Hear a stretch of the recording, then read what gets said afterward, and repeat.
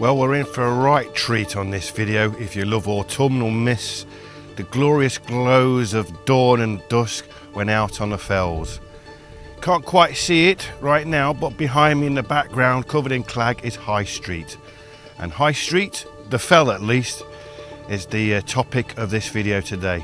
It's quite a long video, so I'm going to keep this brief, but it's another video featuring David Powell-Thompson as we tackle a route taking in High Street, but also with an overnight stay on the fells, a wild camp. A proper wild camp, as I like to call it. None of this fly camping malarkey that you see nowadays around the Lake District and other parts of the UK. But more of that another time. So you'll see in a few little shots I put up on the screen, there's lots of glorious scenes to come. There's a bit of Roman history in there and much more besides. It's quite a dull day today, mild in fact for the time of year where I live here in the Eden Valley. Unfortunately you can't see High Street in the background, but you can in the following video. So I do hope you enjoy it. Please don't forget to like, comment, share and subscribe to the channel.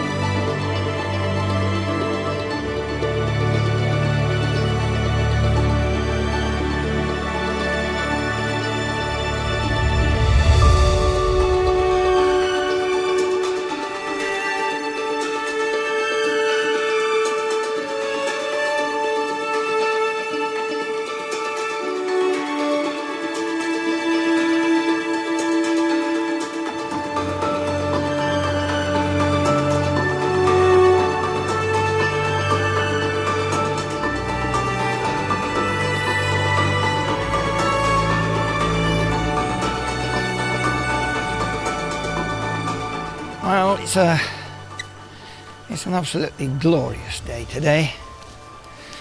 I've set off from Hartsop and I'm on the route up to Bordale Hawes. I'm in no hurry, and as you can probably tell from the size of my pack, I'm not going home tonight. Behind me you can see the dip of the pass that takes Kirkstone Pass over towards Windermere. Just over to my left is Deepdale, and from where I am now I get a glimpse of the end of Ullswater.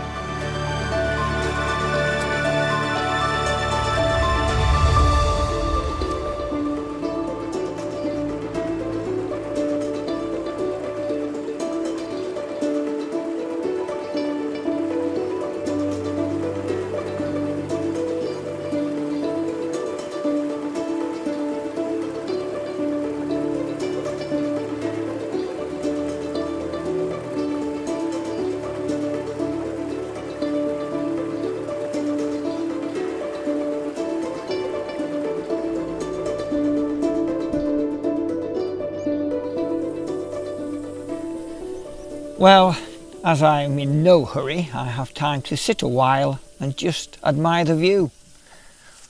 Catstead Cam, Helvellyn, St Sunday Crag, Fairfield, the whole panorama.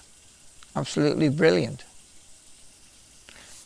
This manhole cover though, just here at my feet, is part of what was the water system that went across some 12 miles to Penrith. I'll say more about that later on. But this is Bordale Hawes, a junction of paths. The one behind me goes up onto Place Fell. To my immediate left, round to Beda Fell. Over in that direction, Angletarn and Angletarn Pikes. And if you want to, High Street. There's the path I came up from Hartsop, and the one off down to the right, which goes down to Patterdale.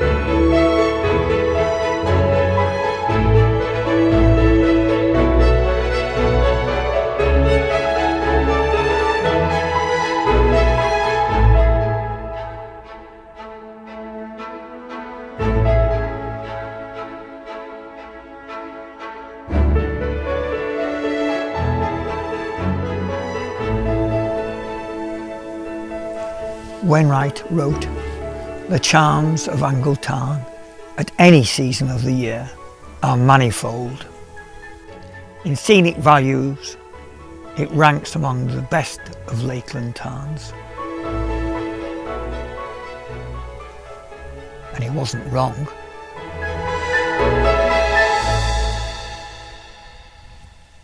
With its 5 bays and 2 islands, it's very high on my list of good places to be.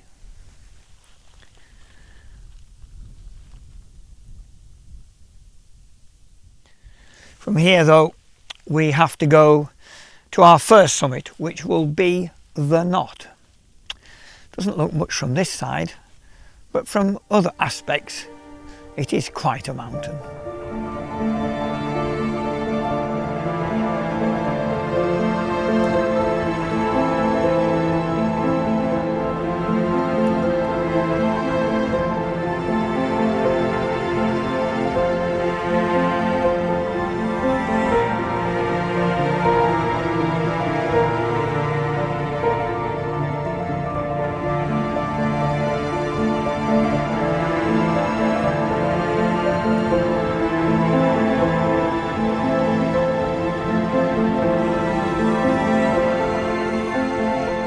I'm stood on the top of Satura Crag, looking down at a small group of red deer down by the wall.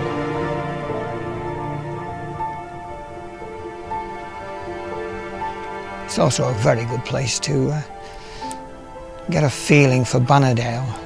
Its raw remoteness, a single farmstead further down the dale. There they go. They haven't been frightened or spooked. They're just moving at the normal, natural pace.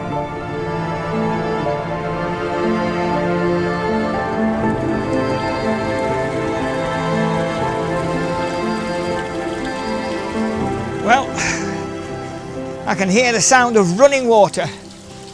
That's a bit of a relief actually. It's getting pretty low.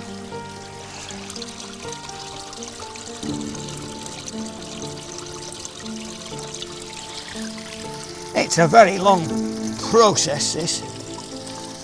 Just trying to get the bottle to form shape so I can catch some. Got a little bit, but not much.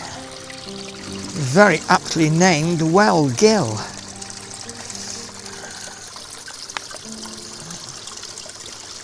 Well, having 2 meanings at least.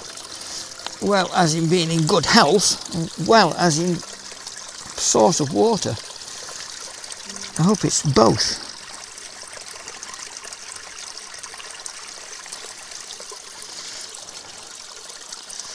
The most observant of you might have noticed it says 16 fluid ounces.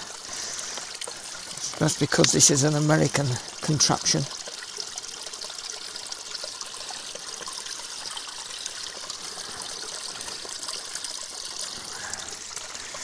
Right, well, when I finish doing this,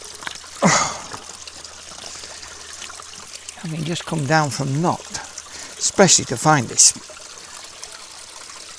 source of water, then it's off up onto Rampsgill Head, where Mr. Wainwright tells us the turf is lovely for resting upon.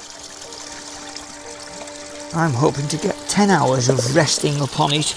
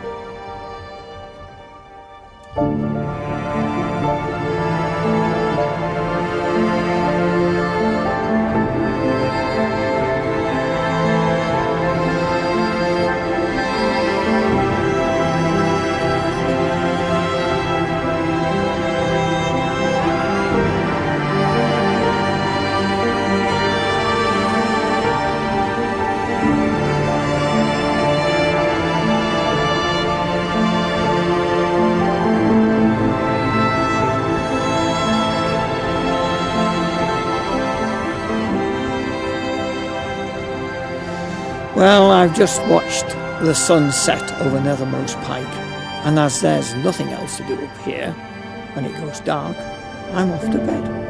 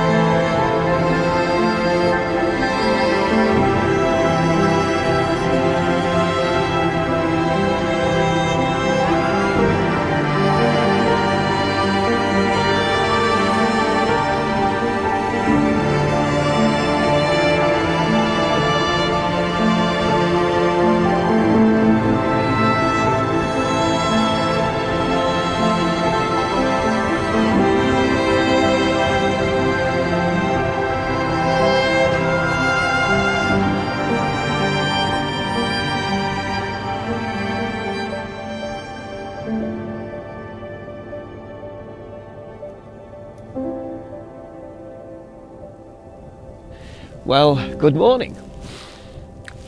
It's easy to believe how ancient man believed the sun nipped round the world, not the world going round the sun.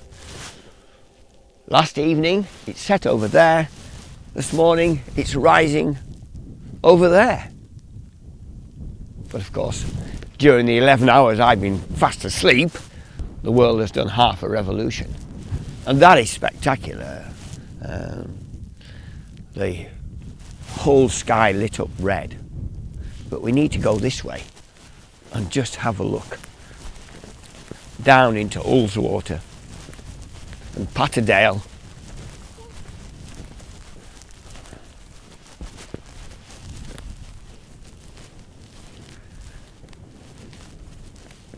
Just look at that. Those good people living under a cloud. And we're up here.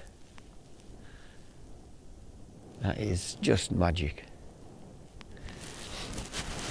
And you can only get situations like this if you camp out. You know, you've got to make that little bit of effort and come and enjoy the full 48 hours.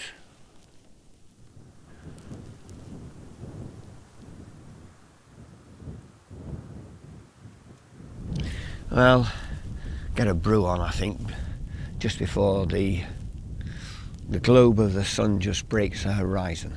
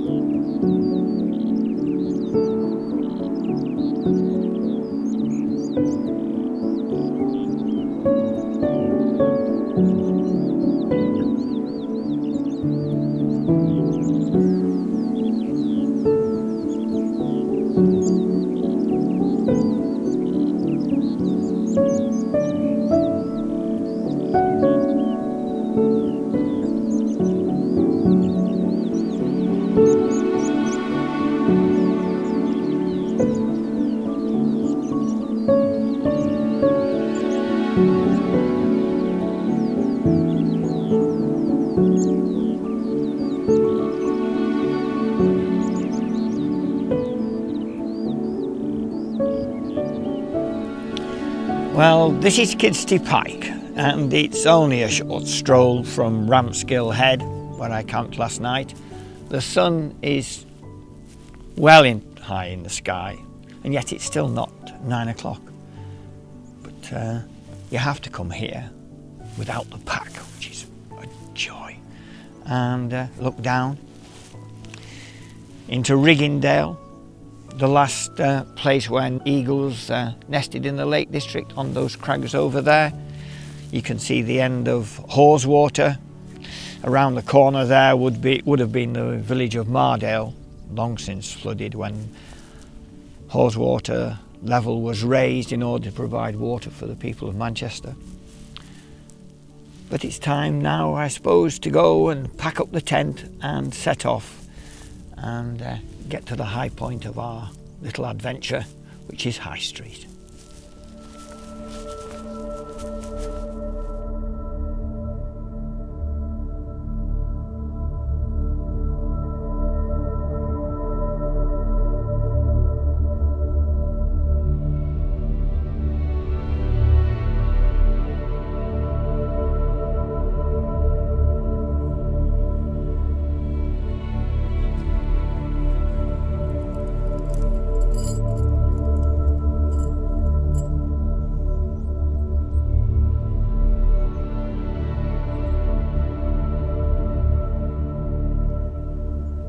On my left is Riggindale and the head of Riggindale, and this ridge at the top of Riggindale is known as the Straits of Riggindale.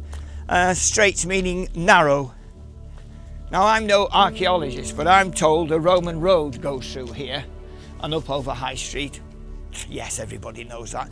So if I stand on this edge and walk across to the other edge, I know I've crossed a Roman road.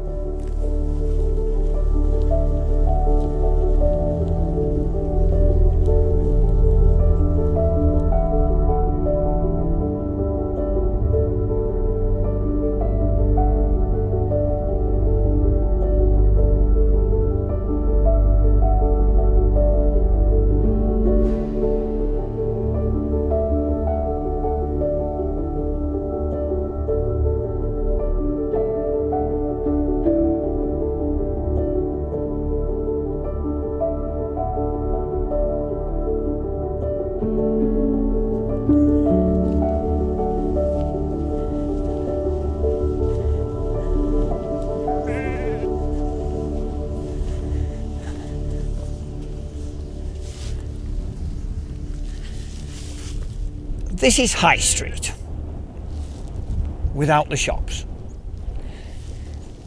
It's also known on some maps as Racecourse Hill. Up until 1830, shepherds from the surrounding valleys would come up here and exchange stray sheep and have races, horse races. And then they would celebrate with cakes and ales and have a jolly good time, no doubt. A 13th century charter has this place also known as Breathtaking, which means paved way of the Britons.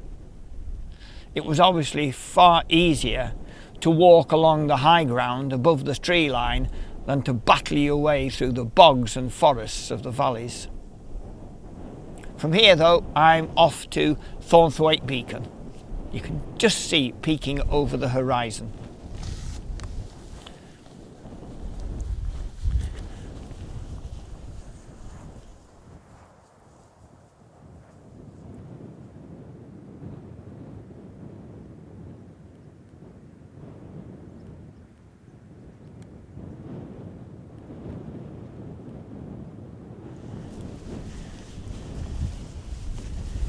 Thornthwaite Crag, on which is built the impressive 14-foot high Thornthwaite Beacon. Why it was built and by whom, I know not, but this is a fantastic vantage point to look at one of my favourite horseshoes, the Kentmere horseshoe. Down this way is Yoke, Ilbel and Frosick. On the other side, Heart of Fell, Kentmere Pike and Shipman Knots at the end. Next place I'm going to is Grey Crag. this great crag spelt with an A, as opposed to the other one in Long Sleddle, which is spelt with an E.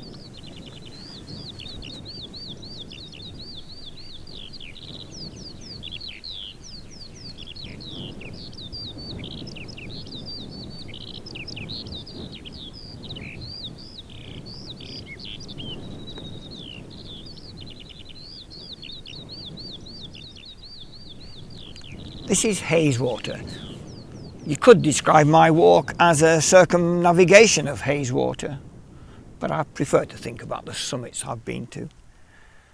In 1908, it was dammed. 45-foot long dam made of concrete and stone, and the water was used for the population of Penrith. 2008, the dam was removed and the water has now returned to its natural level. Those people who are observant will have noticed that the same thing has happened at Redtown below Helvellyn now that that dam has been removed. There used to be a ford just below the dam. Now it's a footbridge further down the gill. Hazewater belongs to the Lonsdale estate, and the 5th Earl had it stocked with Lochleven trout. He was known as the Yellow Earl. Everything about yellow he loved. He was a founder member of the AA, and they adopted his favourite colour as their livery, as it is today. Hazewater Gill still has a use. It's part of a hydroelectric system. And further down the gill, as we get towards the village of Hartsop, there are the remains of the lead mining industry, very obvious. And that may have been partly a contributor to the growth of Hartsop as a community. So Hartsop is the end of the walk, and it's a fairly steep descent off the end of Grey Crag, but it is all downhill, and I'll be glad to get to my own bed tonight.